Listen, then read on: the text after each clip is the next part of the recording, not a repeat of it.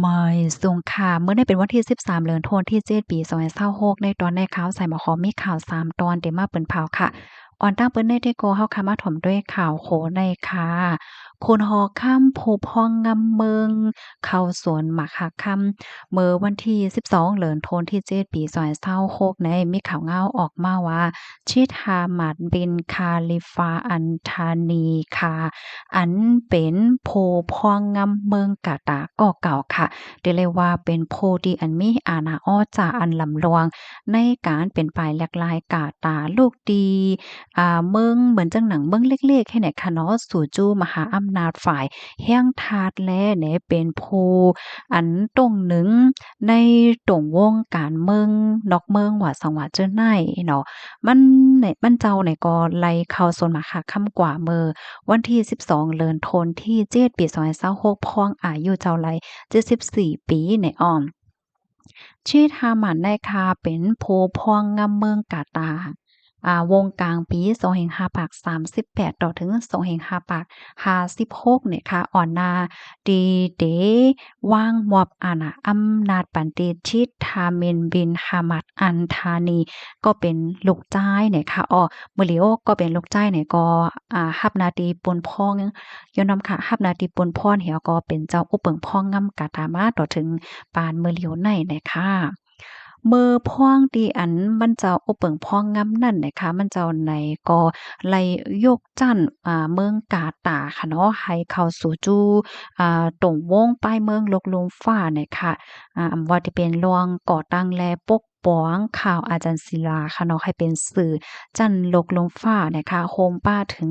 รวงมีปี้ให้กาตาร์ได้ไล่รับส่วนเป็นเจ้าตาหน้า จัดเฮ็ดปางแค่แข็งปิดหมักหนังลกลมฟ้าเมื่อปี2022ค่ะในก็ได้เรียกว่าเป็นโปรแกรมแหกตีเมืองทางปะตอนปะวันออกกลางไล่รับหน้าที่ปนพรในจังได๋ค่ะอ้อเป็นสำว่ากาตาร์นั่นได้เป็นเมืองเล็กมีคนหวานคนเมืองอยู่หมอก2.5ล้านเกาะก้อยกะว่าพ่องย่ามมื้อเหลียวในเป็นผู้ส่งออกก๊าซสภาวะ LNG อันใหญ่ที่สุดในโลกเนี่ยค่ะ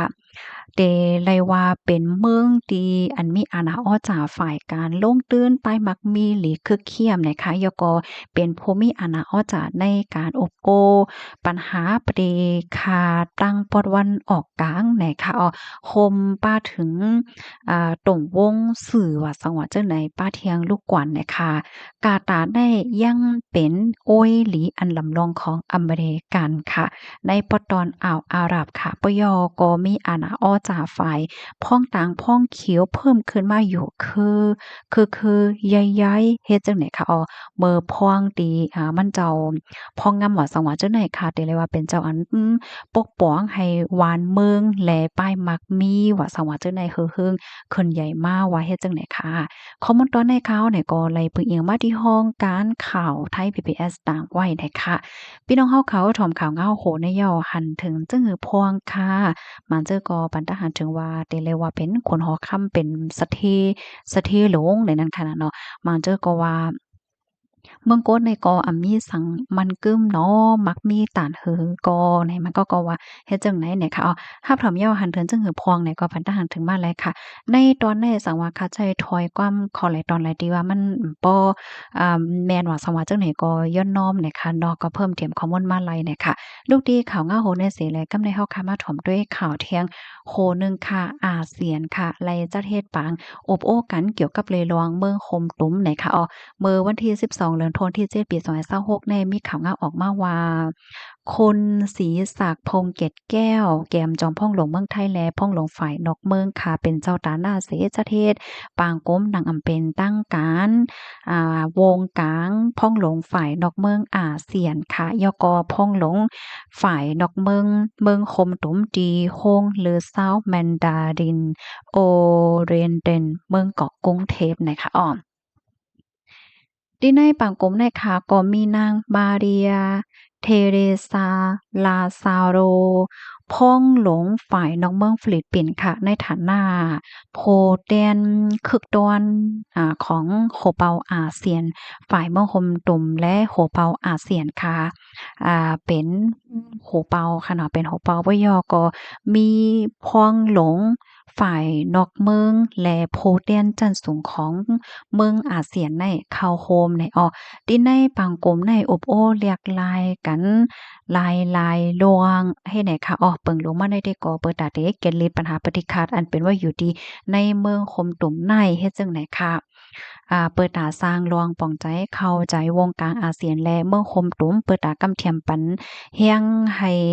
ฮาคอที่อันเปิ้นอบโอ้ตำวางไว้นั่นค่ะนะมันสืบกว่าไลเทียงเฮ็ดจังไหนโคมป้าถึงกำเทียมปันแฮงให้มีมาลองกัดเย็นลองงำเย็นและลองเป็นอยู่ติหลีก้นหวานก้นเมืองในเมืองคมตุ่มไหนค่ะปางกุมปอกำในได้ก็เป็นอันแต่มันกุ้ยไหนค่ะเตสืบมีกว่าเที่ยงไหนค่ะอาเซียนนั่นค่ะเตสืบอบโอ้กันอันกว่าติ๊กๆกว่าเที่ยงสืบกว่าเที่ยงโคมป้าถึงลวงโคมป้าถึงปางกุ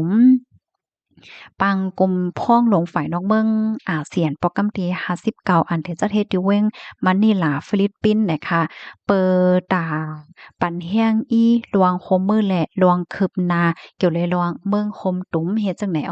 ข้อมูลตอนในก็ค่ะเลยไปมาที่ห้องการข่าวเตอร์ดีโปตาต่างไว้นะคะข่าวโหในก็เตเลยว่าเป็นข่าวเงาอันดีลีโซนใจและลีปักตาในคันดอกย้อนก็บ่ว่าเปิ้นอบโอ้กันเกี่ยวเลยลองเมืองคมตุ้มในนั้นขนาดเนาะหนังหือเมืองคมตุ้มเตมีลวงอีหลีมากัดเย็นมาก้นเมืองอยู่ง่ายลมใจมาแหละเจ้าในเนี่ยค่ะลูกดีข่าวเงาโหในเสแลกับในเฮาคามาถ่อมด้วยข่าวเงาเทียงตอนนึงค่ะปาฏิซื้อเพิกเปิดล่มใหม่ในเตื้องตาเหลอในวันที่12เดือนธันวาคมปี2026ใน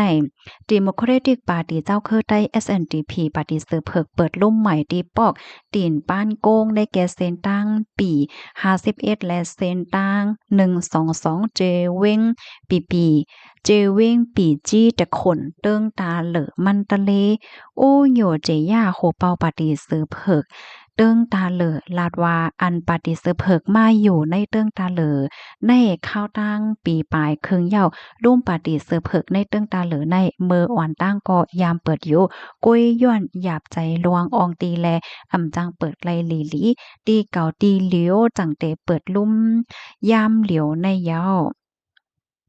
ย้อนก็เปว่าใครจอยเทียมพรปางก้นเบิ่งแลจังไรเผียวม่านในสภาใน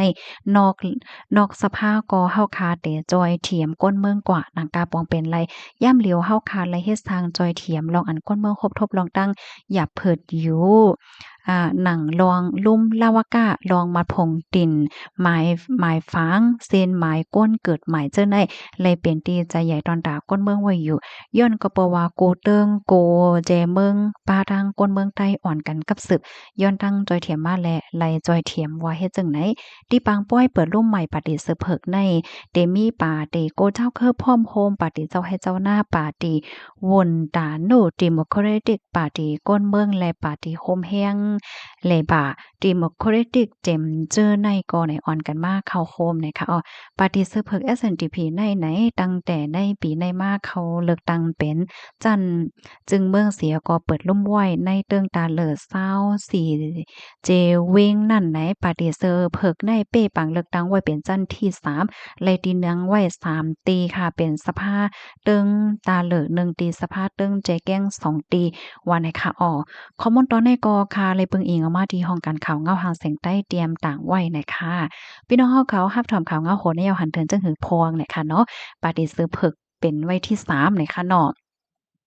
รับถอมยาวหันเทินจังหือในกอปันตั้งหันถึงมาลายเนี่ยค่ะปาตีซื้อเพิกเป็นจังหนังที่เฮาค่ะอ่านกว่าเมื่อไกลเนี่ยค่ะเนาะปาฏิซื้อเพิก SNDP ได้ตั้งแต่ปีในมาเขาเลือกตั้งเป็นจันจึงเบิ่งเสเปิดลุ่มไว้ในเติงตาเหลือ24เจเว้งเหลือเสนั่นปาฏิซื้อเพิกในเปปังเลือกตั้งไว้เป็นจันที่3นะคะค่ะยินจมูกก็ที่รับถามปันแห้งค่ะเอามาส่งค่ะ